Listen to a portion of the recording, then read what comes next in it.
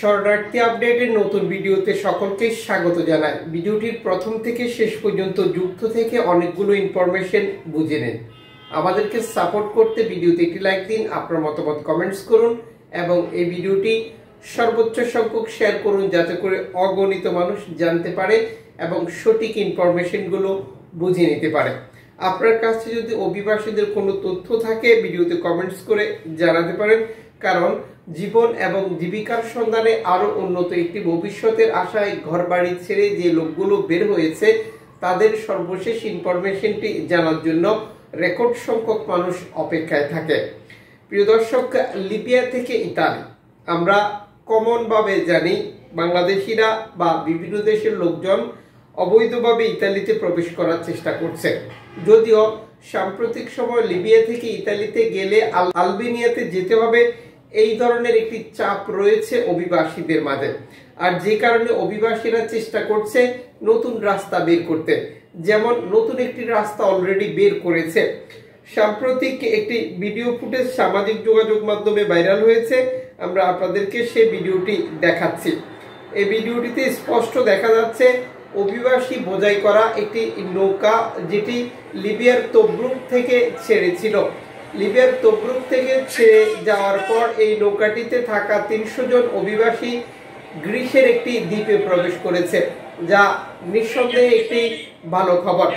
এখানে স্পষ্ট করেছে গ্রিস কর্তৃপক্ষ তাদের দ্বীপটি থেকে অভিবাসীদেরকে নিরাপদ স্থানে হস্তান্তর করা হয়েছে। এই ঘটনার বিস্তারিত যেটি জানায় গ্রিস কর্তৃপক্ষ, মাছ ধরার নৌকায় করে ৩০০ জন অভিবাসী এসেছিল যাদেরকে উদ্ধার করা হয়েছে।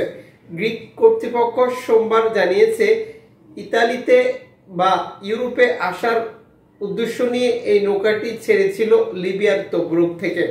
যখন গ্রিসের দ্বীপের কাছে এসে তারা অবস্থান করছিল তখন আমরা এটাকে শনাক্ত করি এবং নিরাপদে তাদেরকে উপকূলের কাছে নিয়ে আসি এবং অভিবাসীদেরকে উদ্ধার করি। এই অভিবাসীদের মাঝে অসুস্থ কোনো লোক ছিল না বা কোনো ধরনের দুর্ঘটনার শিকার একজনও হননি। সর্বশেষ কোস্টগার্ডের রেফারেন্স থেকে যে প্রতিবেদনটি নিশ্চিত করা হয়েছে, ক্রেন্টের দক্ষিণে অভিবাসীদের বহনকারী একটি জাহাজ তীব্র বাতাসে মুখোমুখি হয়েছিল। যদিও অনুসন্ধান করে নৌকাটিকে উদ্ধার করে নিয়ে আসা হয়েছে কোনো ধরনের ক্ষতি ছাড়া। কোস্টগার্ডের দুটি নৌকা, 4টি বাণিজ্যিক জাহাজ এবং ছোট দুটি ব্যক্তিগত নৌকা এই নৌকাটিকে উদ্ধারে সহযোগিতা করে, যা নিশ্চিত করেছে কর্তৃপক্ষ।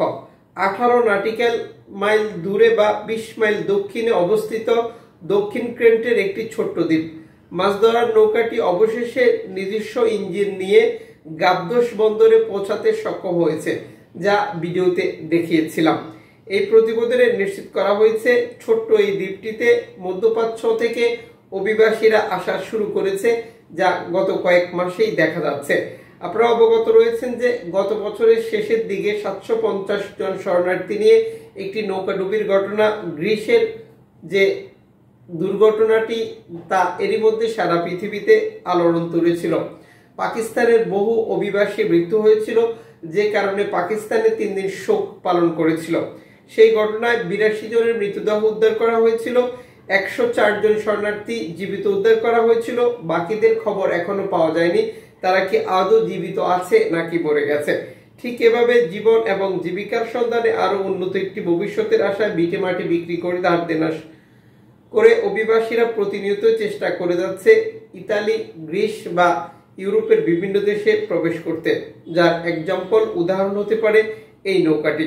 এদিকে CI4 নাদির সর্বশেষ বার্তায় নিশ্চিত করেছে ভূমধ্যসাগরে বিপদগ্রস্ত 50 জন শরণার্থী উদ্ধার করেছে তারা।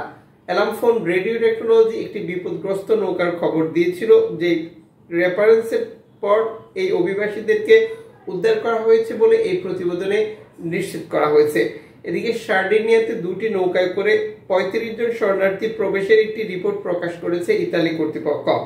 যখন নৌকা দুটি শনাক্ত করে তখন তাদেরকে নিরাপদে উদ্ধার করে এবং বর্তমানে তারা ভালো অবস্থায় রয়েছে।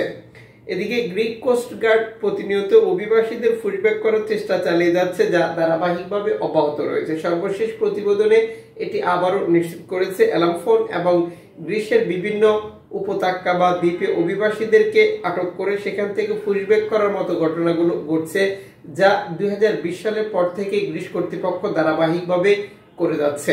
দর্শক, যুক্ত থাকুন ইউটিউবে, ফেসবুকে প্রতিদিন অভিবাসী আপডেট তথ্যগুলো প্রতিদিন দেখার জন্য।